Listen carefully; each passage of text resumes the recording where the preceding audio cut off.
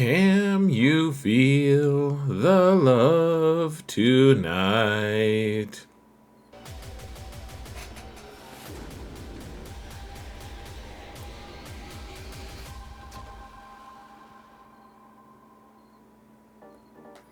Hello everyone, and welcome to another episode of Zareth Prevails. Let's talk about the things you should be farming next. There are multitudinous. There's a lot going on in the game right now. Huge shout out to my patrons. By the way, you guys are awesome. Thank you so much for all of your support, guys. I couldn't do this without you. I really couldn't. Thank you guys so much. And if you want to support this channel for free, folks, all you gotta do is hit that thumbs up button, like, subscribe, comment, mount the algorithm. Farm the algorithm, for all I care, guys. Mount and farm to your heart's content. So, what's the goal? We do this video almost every month, and the goal is to make sure we're on the path to staying relevant and getting as much stuff as we can, right? So, that means doing all the events that are going to be worthwhile and keeping our eye on the prize, not the things that are the most comfortable, the things that are going to get us the most awesome stuff at the end. And of course, we want to be efficient, though I do think that efficiency is a trap that a lot of people fall into that won't let them stay efficient or effective if you want to be perfectly efficient. So people worship efficiency, man, and it drives me a little crazy because I don't think that's effective. Now, what are the game modes that we want to focus on? The ones that you really want to look at is whatever the current raid is, because if your guild is doing that and hopefully striving to get a decent box, then you're going to get good rewards, and that's going to fuel the majority of the gear that you need, especially early-ish game, but even late game, you need all that stuff for relic materials, etc. The fleet arena is also really important because you need those crystals. Now, I've downgraded fleet arena. It used to be number 1, now it's number 2, because I'll just say that if you want to scrimp on, I mean, I don't do fleet arena except for on my main account, and that's only sometimes. And you can get by even on a free-to-play account or a mostly free-to-play account without a ton of crystals if you're willing to do without them. But crystals are really important. They really help you a lot with a lot of your farming. You really do need them, but I don't think they're quite as important as prioritizing the raid, frankly. And then everything else, I mean, all the other stuff is important too, to some degree or other, but I do think the current raid is the most important. Now, the fleet arena hasn't changed for a while. I think the only glimmer that we've had at all of any new ship coming out, which is surprising, usually we would have had a glimmer by now. We'd have another capital ship, in fact, but we haven't had a change in fleets for a long time. There is that one required ship for Fulcrum Ahsoka. Like you can see that it requires a ship. I don't know for sure what it's going to be. It would be cool if it was Luthen and his ship. I mean, everyone wants the Fondor, right? So, and she was a rebel, he was a rebel. You know how that works. So, anyways, you guys can... I've kept this slide the same, like, for months now, because nothing's changed, really. Leviathan, Profundity, Executor, go farm that stuff, guys. It's important. And then maybe the Fondor will change something. It'll be a rebel ship, probably goes with Home 1, and I doubt that Home 1 really gets too much of a boost, but I guess we'll see. Now, the current raid, we're a month past when I did this video last, so we have 6 to 7 months left until the raid is over. Still plenty of time for it to be worthwhile to farm your characters, folks, though it is getting to the point of, like, if you haven't started working on them, why not? Like, start looking at them, and there are going to be more and more things that it's like, okay, well, maybe you kind of missed the boat on this. Like, maybe starting to farm Gungans is not the right idea for you at this point. If you haven't even started, probably not super worthwhile for the raid, at least. So what's the safe thing to farm? I do this, folks. I do the top 4, and I usually just leave off the last one because I don't have Ayla Secura at Relic 8. But if I do those ones all at 2.7 million, I don't have to restart at all. I had to restart once recently on the Luminar one, but just once. You can find those guides that I made to those videos in the playlist for raids. You can search for them.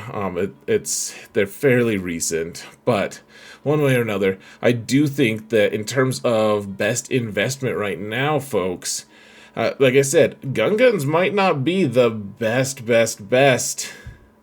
thing to buy or get, honestly. I realize that Ahmed best was the guy who acted as Jar Jar, so I'm funny and ironic. But the Gungans, if you haven't started them, if they're all just 3 stars still, that you should probably just evaluate how seriously your guild and yourself are taking the raid. And I know that I'm surrounded by a lot of people who take the raid very seriously. I know that other guilds just don't, really. They're like, you know what, we don't need as much Mark III currency, and that's fine. You don't have to race on it, but I do think that it's something to be paying attention to, and if you're paying more attention to the raid than the rest of your guild, you can probably find a guild that will take you in and take your better raid score and your better level of preparedness, and I don't know why I said it so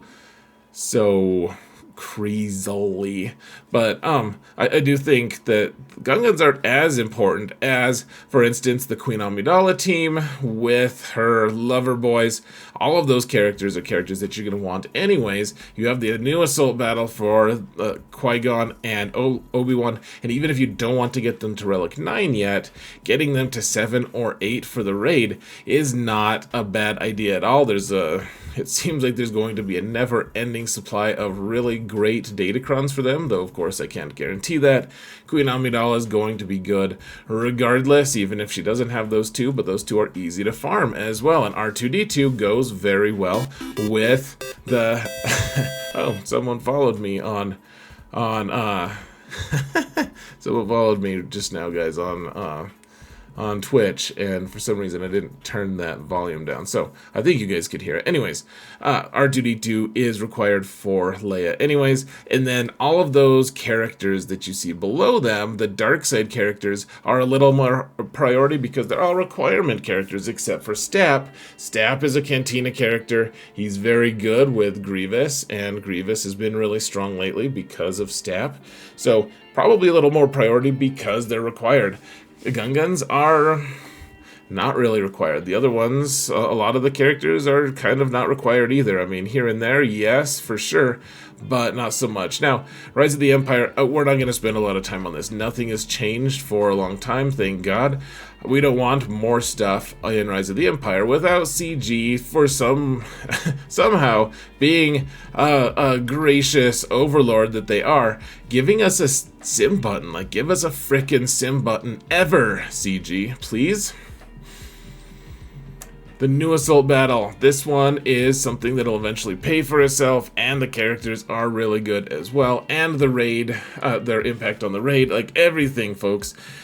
You should do yourself a favor and at least get them. I mean, I just think, to me, this is the no-brainer. This is the thing that new players should be working on as well. They should be prioritizing these 2 characters because you get a lot of stuff and you get them every month, and hey, look at that, CG did a sim button here because that's they kinda had to, because it was the character that they the event type that they typically go, like, that they typically have sim buttons. It's amazing what they can do. So yeah, Padawan Obi-Wan, Master Qui-Gon. There's just 2 characters, guys. Get them to Relic 7 or 8. Seriously, it seems like it makes a lot of sense. Maybe even 9. I just think it's very worthwhile for the event itself, and they're going to be good elsewhere. Anyways, even if you can't get Padme, or Queen Amidala.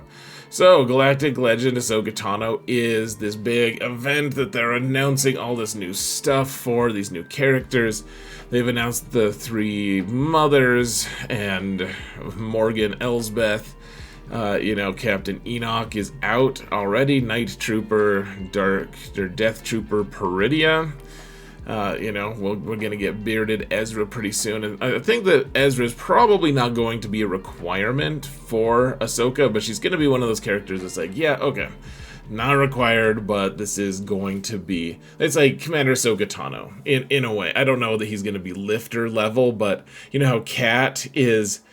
almost required to make Jedi Master Kenobi good. In my opinion, that's going to be a similar relationship. So, kind of sorting this, I made this last month. The only thing I did add here, folks, is maybe the Fondor for the Ahsoka ship, who knows. But we still don't know. So one of the things, it's funny how CG's like, we're announcing the stuff, guys. More things are on its way. Like, they keep saying, like, we're going to reveal more stuff. And in reality, they haven't given us more information on what's coming. They've just fulfilled what they've already said they're going to do. But we're running out of characters pretty soon. In fact, I think the only character that they have yet to release are the mothers, the Great Mothers, which is a last video I was like, maybe it's 3 different characters. And apparently...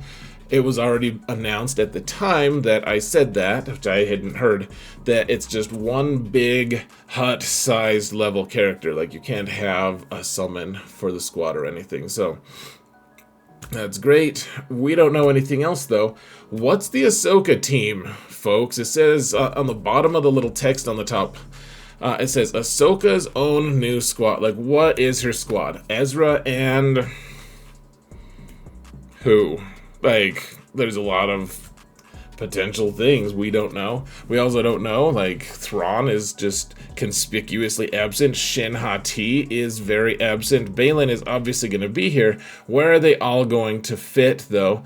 And what's that Night Sister team going to look like? If it's just going to be... Is it going to be Morgan, the 3 mothers, and then just 3 of our current existing Night Sisters? Because that seems like it'll suck real bad, because they're all really squishy and awful characters. And if they can't revive, it seems like one of the dumbest teams ever, frankly. Right now, at least. We don't know the Great Mothers stuff. Maybe they'll be awesome, but...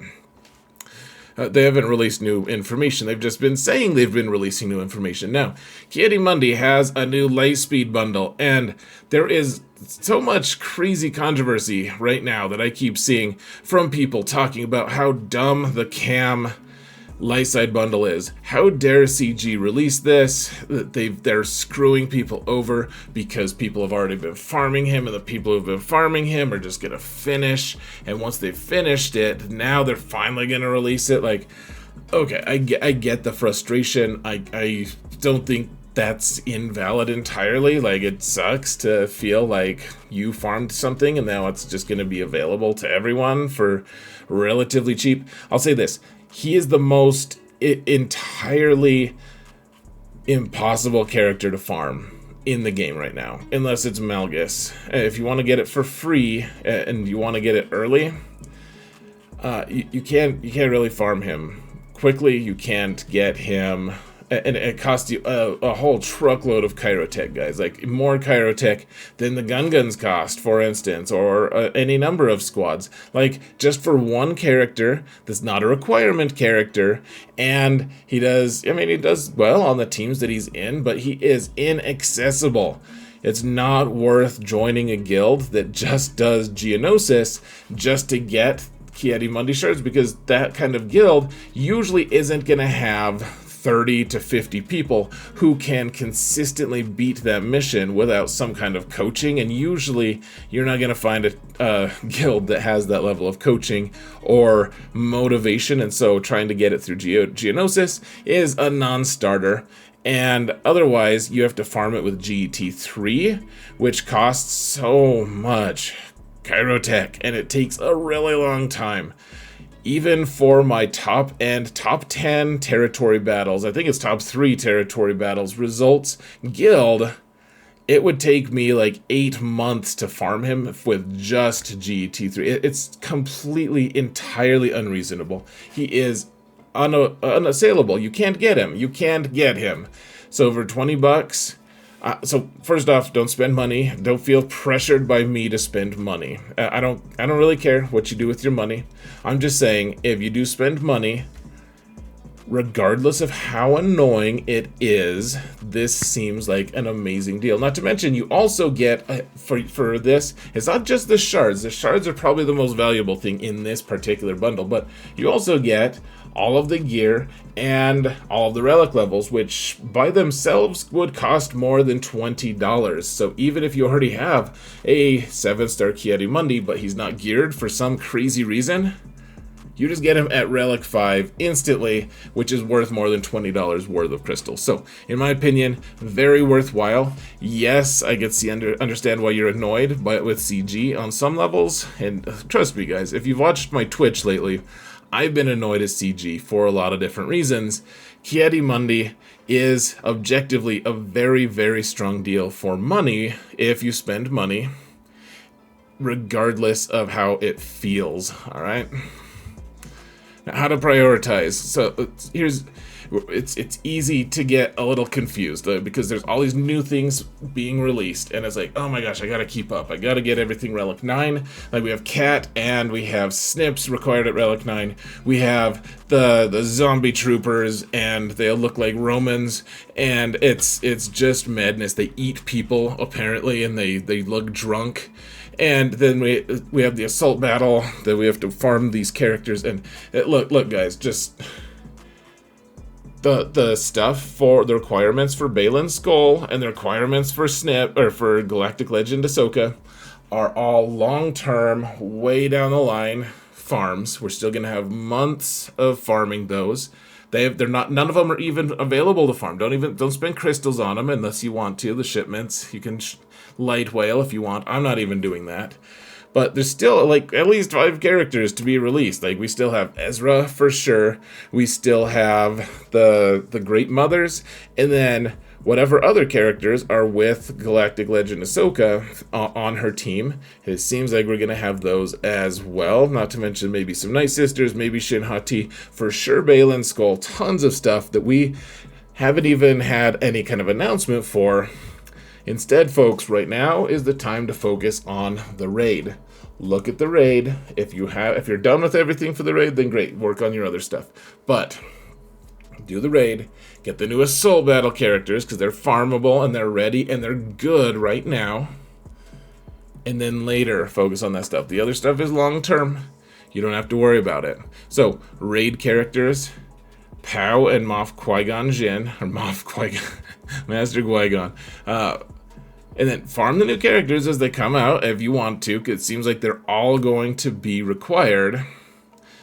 Save the Relic 9 materials. Don't put Relic 9 materials on your raid characters unless you can spare them, especially the droid brains. And then, guys, if I had to skip one, I've hinted at it this whole video, if I had to skip one farm, and don't hate me, I would skip Gungans. It's not because I hate the stupid frogs. I kind of do, frankly. I didn't hate them in the movies. I kind of hate them in the game. I just don't know how good they're going to be after their data crop. Maybe they'll be great, and maybe they'll be very worthwhile. But I think there's a chance that they are going to be skippable once the raid is over, and they cost a lot of resources for a kind of self-contained unit that probably won't be required for anything else. Now, can I promise they won't be required? Obviously not, but it seems to me like they are a little bit just like in their own little shell. Hey, look at this, you can farm 4 frogs to get a 5th frog. What do you use the frogs for? What do the frogs unlock? Raid stuff, and otherwise it's a luxury squad. That's how I perceive it, at least. I don't know if that's going to end up biting us, but if I had to skip one because it's overload, and my littlest account, frankly, is on overload. I have too much stuff. I can't keep up. So my littlest account, I think, even though I've got them mostly farmed, I'll finish farming them, and then I think I'm just going to not gear them. I'm gonna get Queen Amidala and her 2 boys, and they'll go well with the squad or for the raid. And I think I'm skipping Gungans, so I'm doing it too, guys. Don't hate me, Calvin.